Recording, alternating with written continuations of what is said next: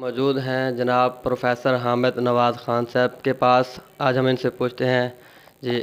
پہلے تو سر جی کا تعارف پوچھتے ہیں. سر جی آپ کا تعارف. جی بسم اللہ الرحمن الرحیم. شکریہ. ڈیلی اپڈیٹس کے ساتھ آج میں موجود ہوں. اور پہلے میں تھوڑی سی کلیئرٹی کروں کہ میں پروفیسر نہیں ہوں، میں ایک فیکلٹی ممبر ہوں. اور پروفیسر بنتے بنتے انسان بہت ختم ہو جاتا ہے، بہت آپ کو گنتی کے پروفیسر نظر آتے ہیں. میں اسلامی یونیورسٹی بہاولپور میں faculty of agriculture and environment sciences میں ایگریکلچر ایکسٹینشن ایجوکیشن میں فیکلٹی ممبر ہوں. اور تقریباً کوئی 25-26 سال کا میرا تجربہ ہے جو میں نے ایگریکلچر سیکٹر میں، محکمہ تعلیم میں، اور دوسرا این جی اوز کی جو کمیونٹی موبلائزیشن ہے، ٹریننگ ہے، ریسرچ اینڈ ڈیولپمنٹ ہے، اس میں گزارا ہے. اور الحمدللہ میں سمجھتا ہوں کہ آج اتنا عرصہ زندگی گزارنے کے بعد میں بڑا مطمئن ہوں کہ میں نے اپنے اساتذہ کرام سے پرائمری سے لے کر یونیورسٹی تک، اور پھر جس جس علاقے میں، جس جس دفتر میں، جس جس آرگنائزیشن میں کام کیا، وہاں اپنے ساتھیوں سے جو میں نے سیکھا وہ میری زندگی میں بہت ہی ہیلپ فل رہا ہے. جی جی سر جی سے ہم یہ پوچھیں گے، آج کل جو ہمارے اسٹوڈنٹس کا اہم ایشو ہے، مسئلہ ہے کہ ہر اسٹوڈنٹ جو ہے نا اپنی ڈگری کمپلیٹ کر کے جو اپنی ڈگریوں کو ہاتھ میں لیے پھرتا ہے. ہم سر سے پوچھیں گے کہ وہ اپنے تجربے سے بتائیں کہ ان اسٹوڈنٹس کو کیا کرنا چاہیے، ان کو اپنے جو ہے نا رائے دیں. جی آپ نے بہت اچھا سوال کیا، اور یہ برننگ ایشو ہے اس وقت.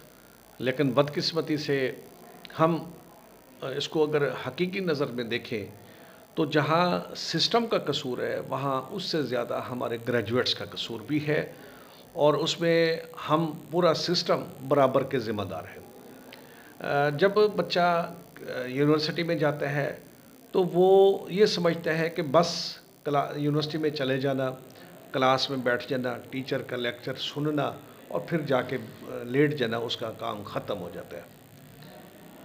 لیکن میں سمجھتا ہوں کہ جو میری سکسیس سٹوری ہے، یا جیسے میں نے کامیاب لوگوں کے ساتھ اٹھتا بیٹھتا ہوں اور میں ان کو دیکھتا ہوں، یا جس طرح ہمیں بتایا گیا تھا، بطور اسٹوڈنٹ جب آپ کسی بھی ادارے میں داخلہ لے لیتے ہیں تو آپ کے لیے اپنے روزگار کی تلاش اسی دن سے شروع ہو جانی چاہیے. آپ نے جس ڈگری، جس پروگرام میں حصہ داخلہ لی ہے، آپ اخبار میں، انٹرنیٹ پہ دیکھیں کہ اس متعلقہ مضمون سے متعلق جو نوکری کے ذرائع ہیں، نوکری کے جو اشتہارات ہیں، وہ کیا ہے. جب آپ وہاں پڑھیں گے تو آپ کو ایک پوری جاب ڈسکرپشن نظر آتی ہے. سب سے پہلے لکھا ہوتا ہے کہ طالب علم کے پاس یا درخواست دہندہ کے پاس یہ کوالیفیکیشن ہونی چاہیے. نیچے پھر لکھا ہوتا ہے کہ اس کے اندر کمیونیکیشن سکلز ہونی چاہیے، اس کو کمپیوٹر کی لٹریسی کا پتہ ہونا چاہیے، ان کو فلاں زبان پر عبور حاصل ہونا چاہیے. تو اگر یہ اسٹوڈنٹ اور ہم سسٹم میں پہلے ہی دن یونیورسٹی میں داخل ہونے والے طالب علموں کو اس چیز کا رجحان پیدا کر دیں تو میں سمجھتا ہوں کہ اسٹوڈنٹ اس قابل ہو جاتا ہے، اپنے اندر وہ امپلائیبلٹی سکلز ڈیولپ کر لیتا ہے جو امپلائر کو چاہیے ہوتی ہے.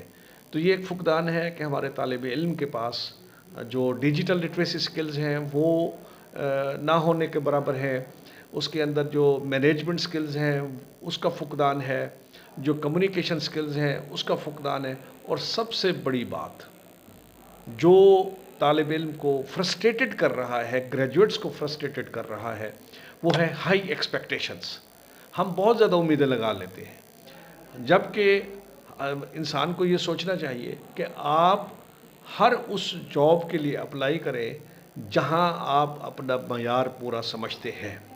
اور ہو سکتا ہے کہ آپ کسی اپنی ڈگری سے کم درجے کی نوکری میں چلے جائیں اور پھر ایک دن ایسا آئے گا آپ وہاں سے گرو کر جائیں گے. ہمیں اپنے ارد گرد بہت سارے ایسے ہم نے دیکھے ہیں جو چھوٹے درجے میں بھرتی ہوتے ہیں اور وقت کے ساتھ ساتھ ترقی کرتے کرتے اعلیٰ مقام پہ پہنچ جاتے ہیں.